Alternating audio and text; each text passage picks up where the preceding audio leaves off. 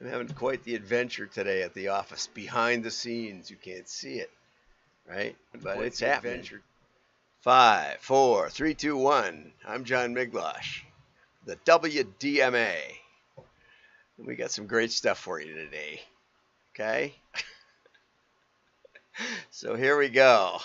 Oh, I'm getting prompted. Wow, how cool is that? Okay, so usually I start with something funny, and Andrew's usually pretty funny. So, Andrew Ettinger, he's one of the supporters of the WDMA and a good friend, and he knows what he's talking about. But he also does puts on a pretty face for his videos. He's obviously well made up, and it's not easy to get that kind of look when you just get out of bed. Anyway, here we go. Recently got contacted by an agency who gave me $36,000 over 6 months, which accounted to 10% of their marketing spend. She wanted a 10x return based on phone calls. I insisted on doing A/B testing, comparing mail that was received to people who did not receive mail. The people who received mail did $189,000 in revenue. The people who didn't receive mail did $112,000 in revenue. But when we looked deeper into the numbers, the people who received mail got 60 leads. The people who didn't receive mail got 38 leads. That's 60% more leads from the people who received mail. Also, the people who received mail, there were 12 closes. The people who didn't receive mail, there were 5 closes. That's 140% more closes. Now, I was told this program didn't work. Look deeper into the numbers. You got 60 leads and you closed 12 accounts. How can anything work for you when you close 20% of your leads? The direct mail programs work. Call tracking is antiquated. Okay, so a bunch of excellent points here. Let's get over to the PDF of the article. Okay, so that will work for me. And so he spent $36,000. So it's a great starting point, because how do you know when something works, right? What does it mean when it works, right? And there's always multiple perspectives on here.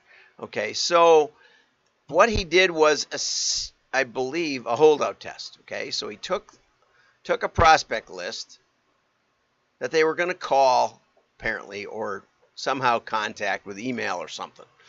And some were going to get mailed and some were not going to get mailed. I don't know how he generated the leads from the not mailed. Obviously, it's not enough to just not mail. You don't mail most of the people, so how you get that control is important.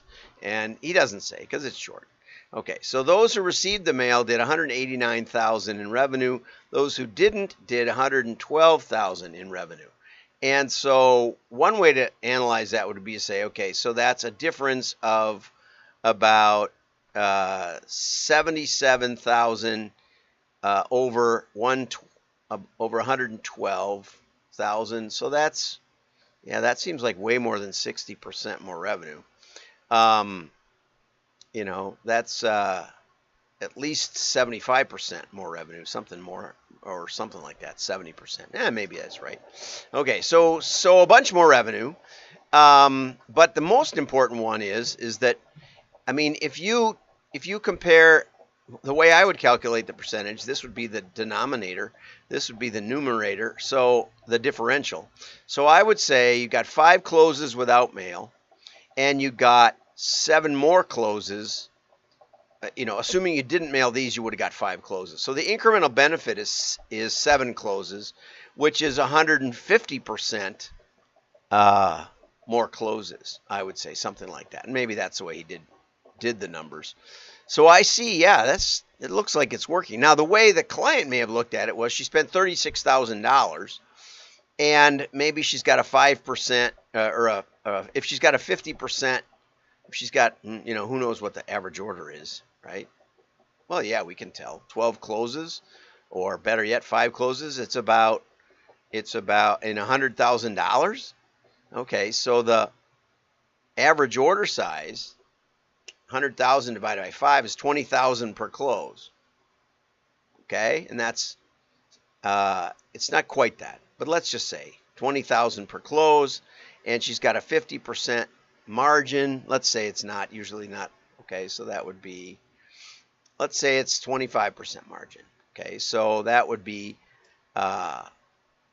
that would be $5,000 of margin. So 7 times 5 is 36,000 of incremental margin, and she spent $36,000. So, she says, well, it's barely break even in incremental benefit. So I can see her point, but the truth is, this isn't big enough to really have a good. I mean, it'd be nicer if we had a lot more, if we had a bigger mailing. But I see her point. She doesn't feel like she can roll it out at this level. So Andrew's point is, rightly so, that mail works. Incremental benefit for mail is significant. But like most articles I see, they talk about the lift, but they don't talk about the bottom line return on investment.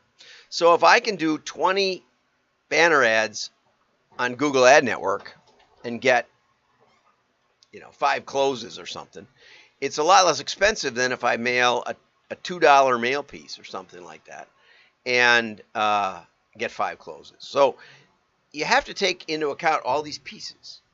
And I'm not saying Andrew didn't. I'm just trying to I'm defending the client, and I'm also defending Andrew, if that's possible.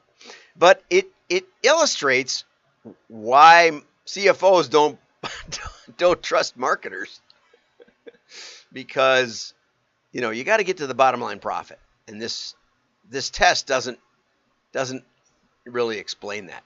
Now, if it was a 50% margin bonus, you make $70,000 in incremental profit. If there's an order processing charge or there's an overhead expense or something, it may not be quite that, but it would be like a 100% profit return on investment, and then the CFO would like it. So a lot of it depends on those mystery numbers. And what shocks me is that so many agencies and printers don't get these numbers. They don't even ask sometimes. So I would say, in order to really know if it works, you need to get the next number.